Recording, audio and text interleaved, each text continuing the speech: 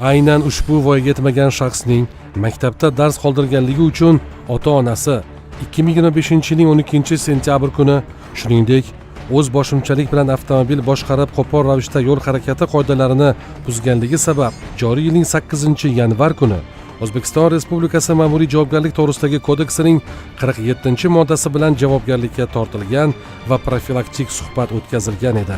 Ammo shunga qaramay, afsuski, ular to'g'ri xulosa chiqarmaganligi, mas'uliyatsizlik va o'z ota-onalik vazifasiga loqaydligi oqibatida qo'shtirnoq ostidagi erkatoylari qoidabuzarlik sodir etishda davom etgan.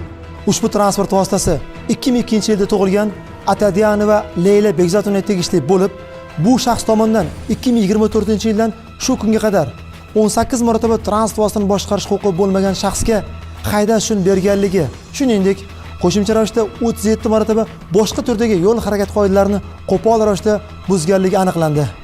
Transport egasining mas'uliyatsizligi va qonunchilikka bepisandligi voyaga yetmagan shaxs avtomashinani boshqarib ketishi va og'ir yo'l transport hodisasining sodir etilishiga olib kelgan.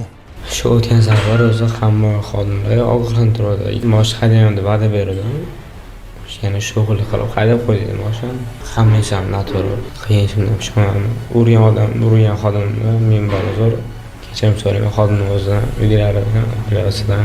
Biz ham men pushaymonmiz, ukangizdan ham so'raymiz, qarasdan ham so'raymiz, ikkalamiz ham. Noto'g'ri bu narsa.